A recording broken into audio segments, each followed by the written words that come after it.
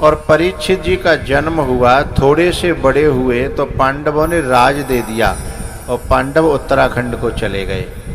परीक्षित जी एक दिन जो है भ्रमण कर रहे थे तो कलयुग से मुलाकात हो गई।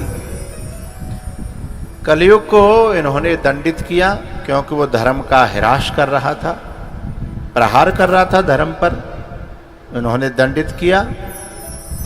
वो चरणों में गिर करके और कहता है कि भगवान मुझे तुम्हारे राज्य में कुछ जगह तो दो रहने को, क्योंकि ये संसार पूरा भलाई और बुराई से बना है। न तो पूर्ण रूप से बुराई खत्म हो सकती है और न पूर्ण रूप से भलाई खत्म हो सकती है, दोनों जो है कम ज़्यादा चलते रहते हैं। तो 4 जगह दे दी। द्यूतम पानम स्त्रियम शूना यत्रा धर्मश्चतुर्विधः। द्यूतम पानम स्त्रियम शूना यत्रा धर्मश्चतुर्विधः। इनकी कुर्सियों को थोड़ा दूर दूर बैठा दो।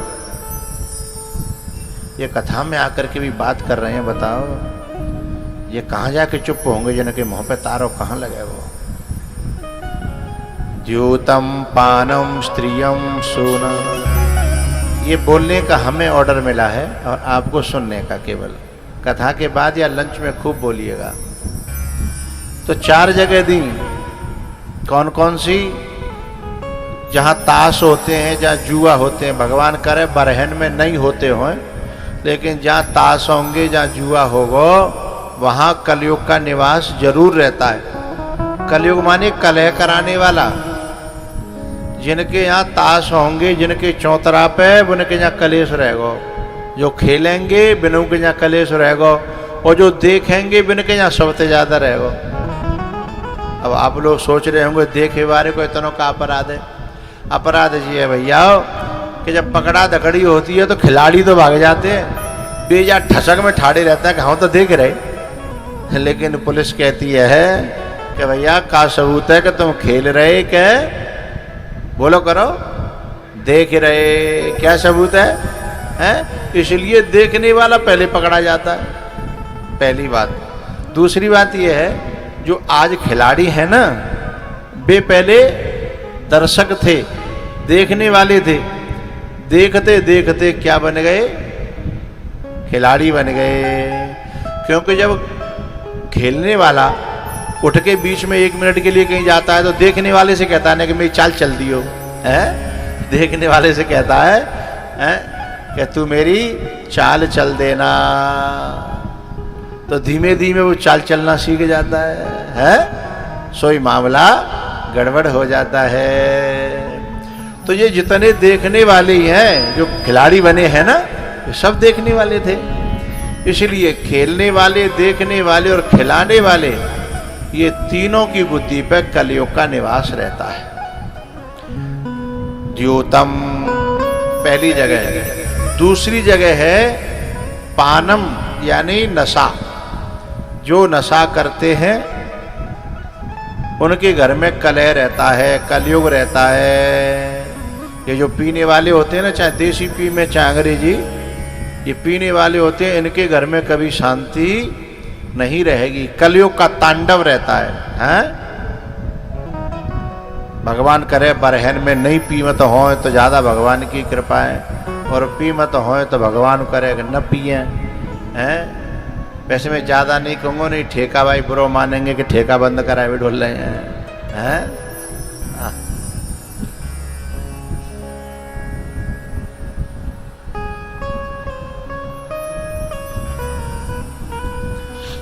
तो जो पीने वाले होते हैं उनके घर में कलेश जरूर रहेगा। अच्छा, ये पीने वाले जो होते हैं उनको न तो उनका पीना न तो पत्नी को अच्छा लगता है। पत्नी को अच्छा लगता है? हाँ या ना तो बोलो। बहन को, बेटी को, माँ को, गुरु को, फिर ये काहे को मर रहे हैं?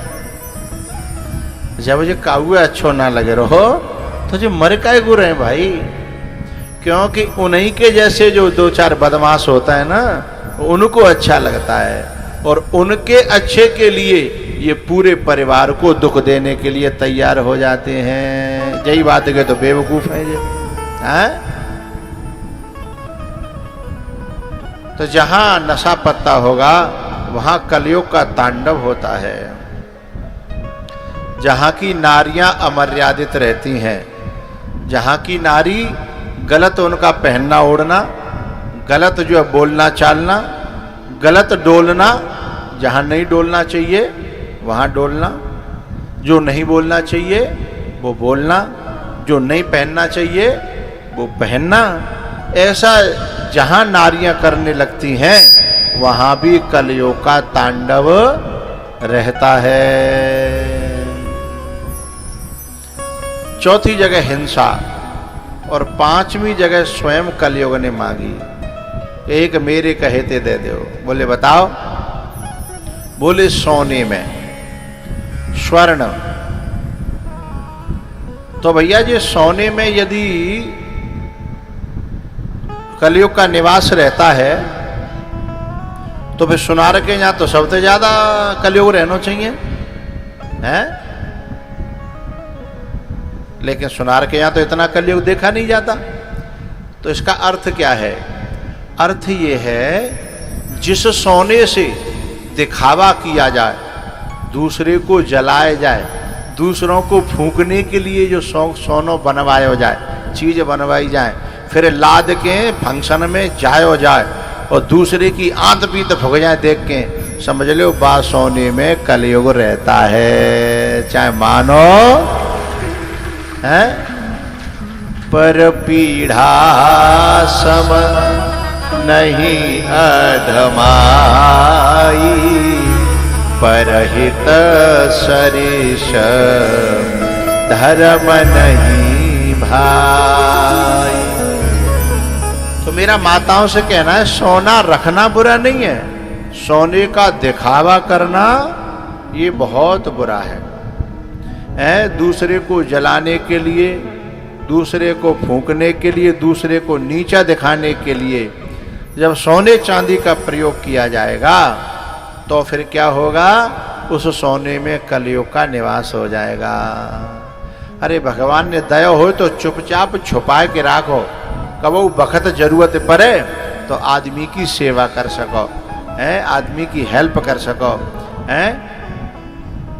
जब राम जी ने पार करी थी ना गंगा, तो पियहिय कीशिय जानने हारी, मणि मुदरी मन मुदित उतार।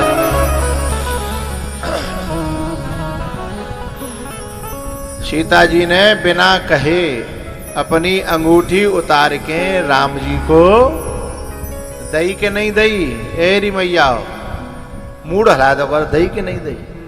अच्छा तुम्हारे आदमी ये जरूरत पर है और तुम पे सोनो चांदी धरे होए तो पहले ही कह दो कि खबरदार में सोने चांदी में निगाह करी दो, हैं? तुमने पहले अपना तो बेच खायो, हैं? अब मेरे पे निगाह है, खबरदार जो ऐसा करे हो तो ऐसे समय ऐसी नारी का सोना जो काम में नहीं आता अपने पति देव के, तो फिर वह उसमें कलयुग रहता है, हैं? तो ये वो आया था ना नोटबंदी भाई, तब माताओं की बड़ी पोल खुली थी, हैं?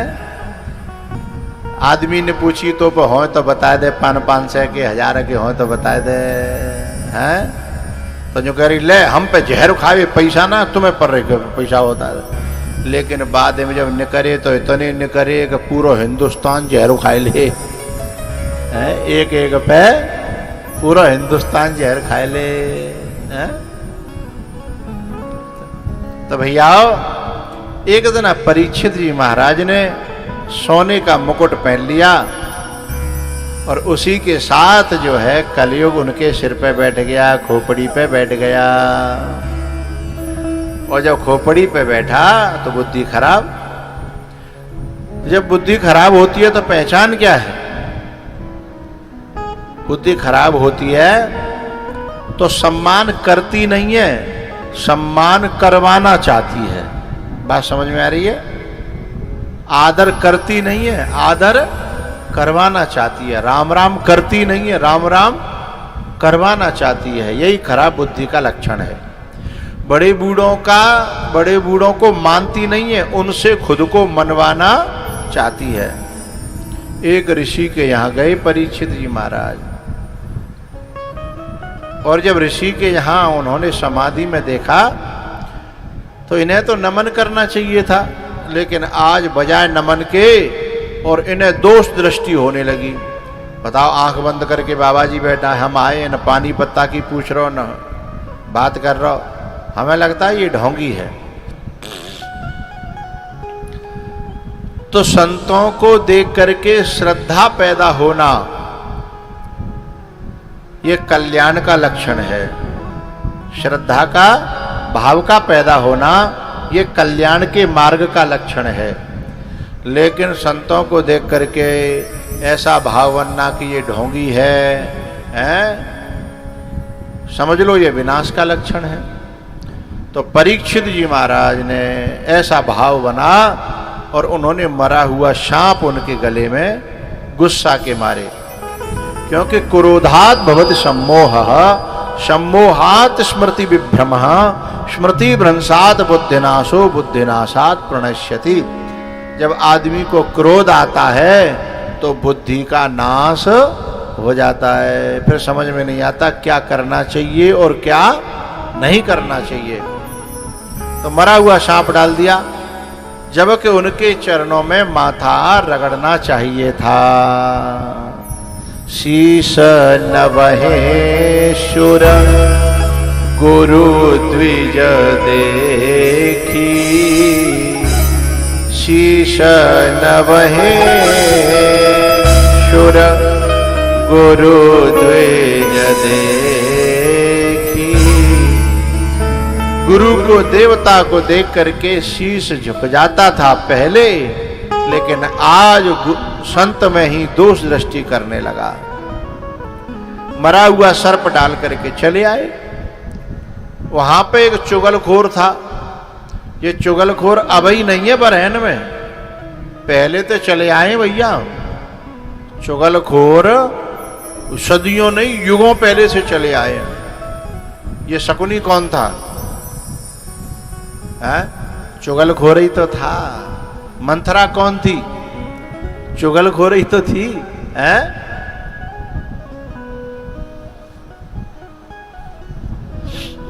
तो एक जो चुगलखोर मां देख रहे हो, सुबह ने जाके जो है वह ऋषि के पुत्र से, उसका नाम था श्रृंगी, जिनकी गर्दन में डाला उन ऋषि का नाम था शमीक।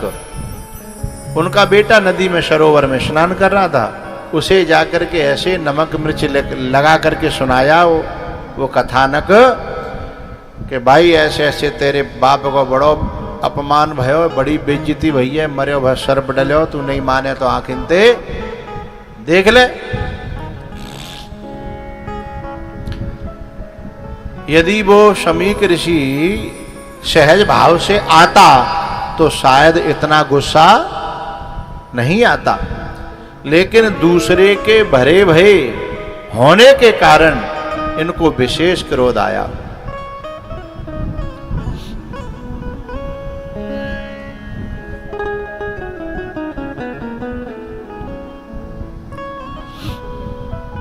और इन्होंने आकर के श्राप दे दिया कि जिस किसी ने भी मेरे पिताजी के गले में ये मरा हुआ सांप डाला है, उसे आज से 7वें दिन नागों का राजा तक्षक डस लेगा।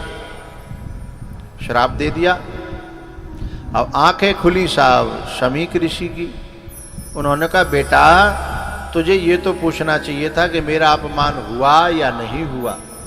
तूने किसी के कहने पर यह मान लिया कि मेरा अपमान हो गया, लेकिन पहले उससे तो पूछो कि उसका अपमान उसने माना या नहीं माना। तुम्हें ऐसे बिना की जांच पड़ताल के श्राप नहीं देना चाहिए था, ये तुमने बड़ा गलत किया। अच्छा अब क्या करें?